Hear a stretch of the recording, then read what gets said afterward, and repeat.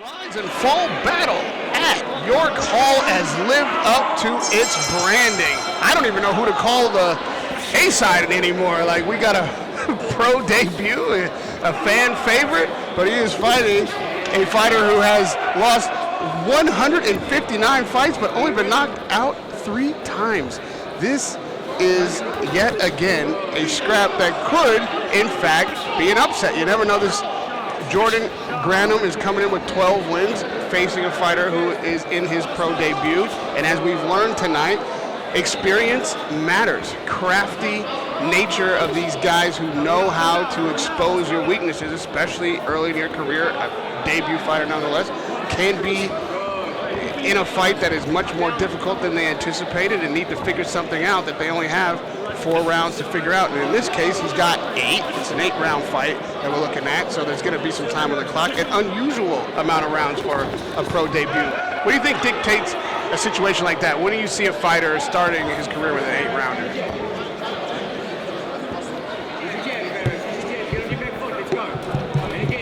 Yeah, you were saying his team must be believing in him. Yeah, his team must really believe in him, and they must have the confidence that he can do these rounds straight off the back of coming out of the amateurs.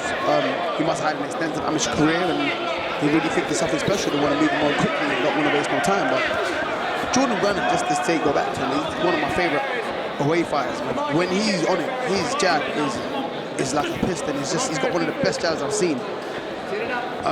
As an amateur, I was told he was undefeated, 20 amateur fights, 20 wins, and something changed down the line as a professional. But nonetheless, I mean, he is someone that tests these prospects and lets them know it's not a walk in the park, essentially. I mean, we see Muhammad with Fearless right there on his trunks, and standing to reason that it is a fearless move to come in with an 8-rounder. No matter how good you are in the amateurs, to start your fight like that. And then you say that, Jordan is in fact a very game away fighter. He does have 12 wins, no matter what it's on the other side of the card. He's got 12 wins under his belt and a lot of experience in there. So it's going to test Muhammad early, and an 8-round fight is going to test him long. And it's mad because, like we were saying earlier, or throughout this card even, the records don't reflect the efforts of these fighters. I mean, if I was coming in as a pro debut and knew nothing about any of these fighters, haven't watched them, and I saw the record of a Jordan Grannum or Faraz Alexander, you'd think, oh, okay, yeah, walk in the park. And then they turn up and they just start doing things that you can't deal with. Right. So they need to be on point from the jump. And this is what you got to expect in boxing. You can never, judge your opponent based on their record or based on who they've lost to or their losses, because whatever it is they bring on a mat, you have to deal with. And that's credit to the promoters. You have to give a shout out to TM14 and Nielsen Promotion Boxing, because the thing is, you can have fighters in early in their career who have very one-sided fights. They get in there with guys who don't come to win, who don't have skills, who are not game away fighters, and they just build records and they don't get value for dollar or value for pound in this case for the audience.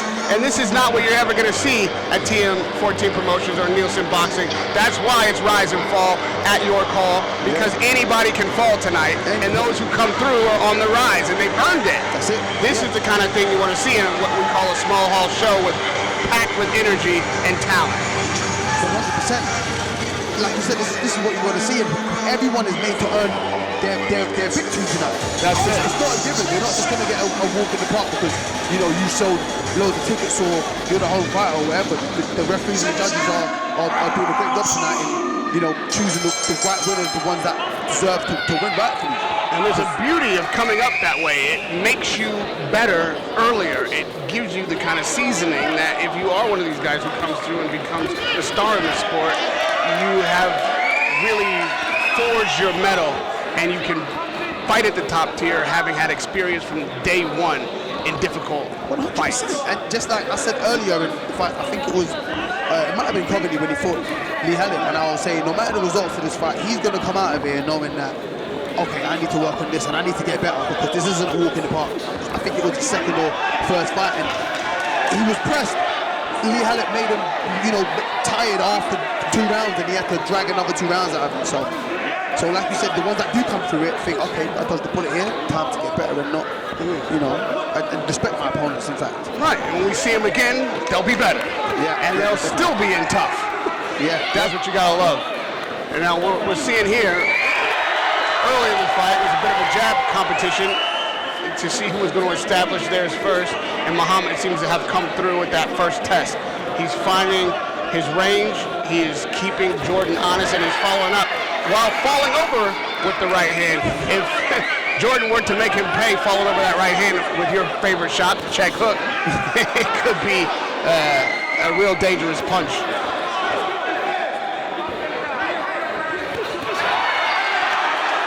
Good tries there to the body from Faraz. Grannum goes straight back down to the body as well. Yeah, Muhammad Faraz seeming very comfortable. But it's not because Jordan's making it easy. We're in a fight. Most definitely. Oh, good Yeah, you can see it. Grannum. And then a hook to the head and the body.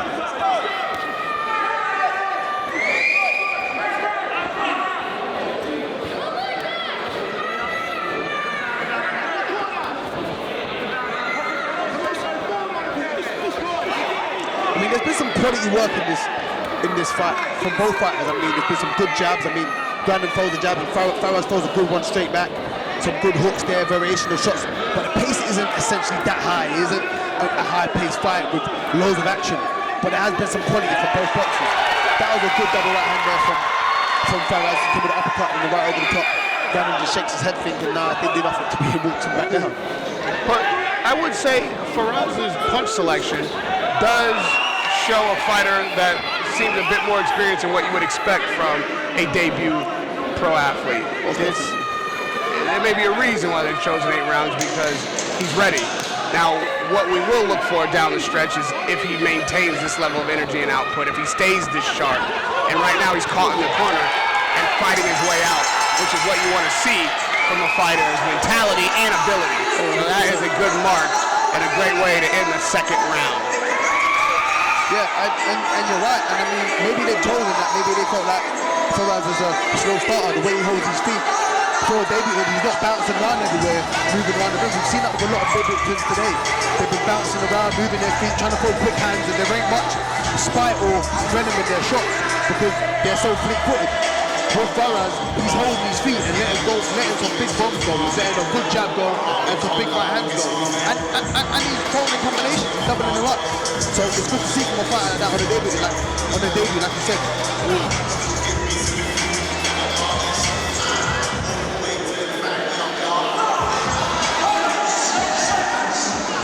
He just spit on me. Me? No. Oh, hold on. Luxury of being ringside. Now I just lost the round. This is the perils of our job. I don't know, maybe you heard my commentary. You didn't appreciate it too much. It's a slick move. That's a veteran move right there. He's done it before. Good 1-2 there. And then the jab off that from Faraz. What a nice body shot. Left hook to the body, landed by Muhammad. I just must say that I'm impressed by how comfortable Muhammad Faraz is. Good double hook there from Grannum, but Faraz covered well. Yeah, he did cover well. Even though he's not getting the best of every exchange, he is not rattled, and he still seems to be confident in his game plan and know what he's doing in there. Yep. That's impressive on a debut effort, especially with a fighter like Jordan, who also knows what he's doing in there, and is coming to fight. Oh, great 1-2 down the middle from Grannum. Faraz took it well though.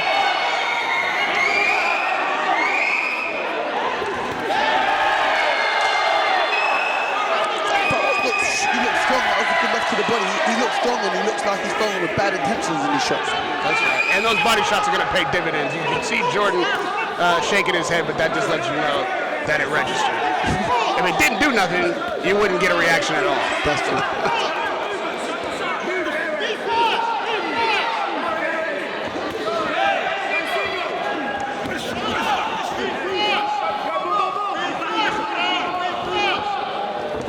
I think Faraz is slightly feeling the pace. I'm seeing him breathing through the mouth a little bit. and taking deep breaths before he lets his shots go at times. Now again, I'm enjoying the action here, but if I'm going to be a bit nitpicky, I am concerned about Muhammad Faraz's footwork when he's on the offense. He seems to square up when he comes in, and a fighter could take advantage of his balance as he attacks. Like, again, I love the check hook. I love that you called the check hook for the last fight. And if that is what Jordan was able to meet Faraz with when he jumps in squared up, you could knock the fighter over with a nice hook while he's squared up. And it can just all be based on balance, like you said, so that's it. It doesn't even need to be a heavy shot, just be That's balance. exactly what I mean, yeah.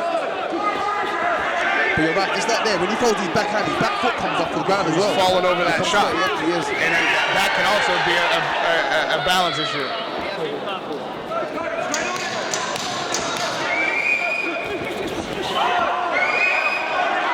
Yeah, that's it. It didn't just happen once, so it's a bit of a tell. If you can anticipate that, you can take advantage of it. Yeah.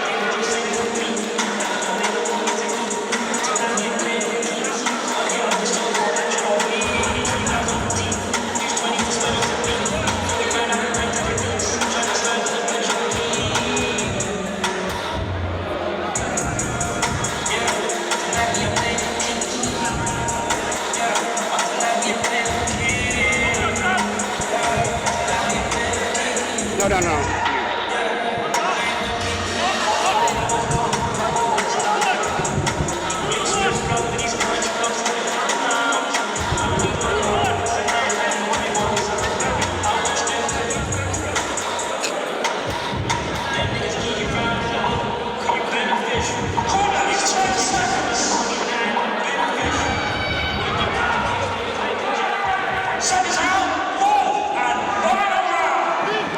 The final round, but boy, it feels like a lot of action. And I thought this was an 8-round fight, but I just heard 4th and final round. Did somebody decide that this was enough already? He was like, wait a minute, he's not that fearless. Yeah, it was puzzling to see a fighter in his debut in 8 rounds, so maybe we were just looking at a typo, and this is something that has nothing to do with what was scheduled. So, in fact, we are looking at our final round. It is a 4-round debut for Muhammad Faraz, who is in a real good mix-up. I'd say he's definitely winning this fight comfortably. However, I wouldn't mind seeing a bit of urgency from him in this round, which he appears to be willing to deliver. It's a nice scrap. I think we're wasting a little bit of time here with the showboat, and again, we're having a good effort tonight. Let's close the show properly with some good action. Otherwise, we're going to put 4 more rounds on the fight. That was a good point about that, Faraz. Okay. Good lead and uppercut from Grannum. Jordan not just going to let that slide. Jordan comes with 4 uppercuts of his own. Now we're exchanging. Come on, fellas, let's close the show properly. Bring it back, Jordan. There it is. Nothing really getting through from Jordan, but he is game, and he is fighting right down to the final bell, which we love to see right here at the Rise and Fall at York Hall. Combination there from Faraz. A good body shot coming from Jordan. Still trying to win the fight. Action all the way to the final bell.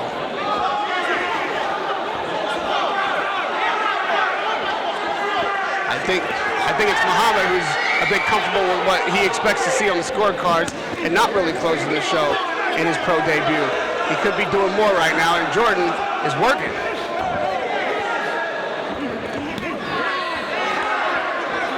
All these prospects have been tested today, and it's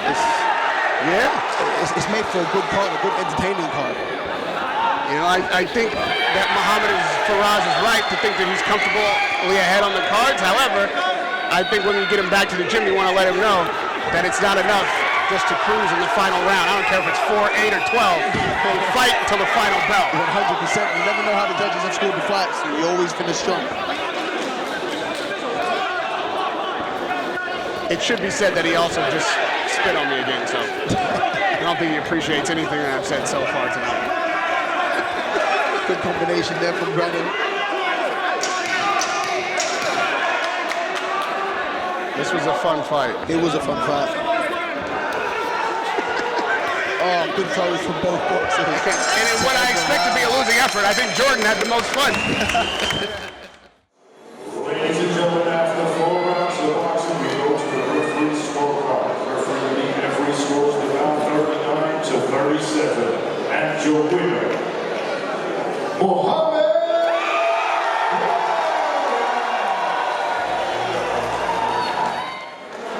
Faraz, welcome to the professional ranks. How are you feeling after your debut? I feel really good. Thank you for all our supporters coming out. Thank you for my boys. Right now, opportunity to fight my legs. Tommy, all the team. But I just want to say, I had my hand. I've been sparring at Tennessee gym. I had my hand. And then I was ill last week. The whole week, I still came up. And I saw the tickets. But we got the job done.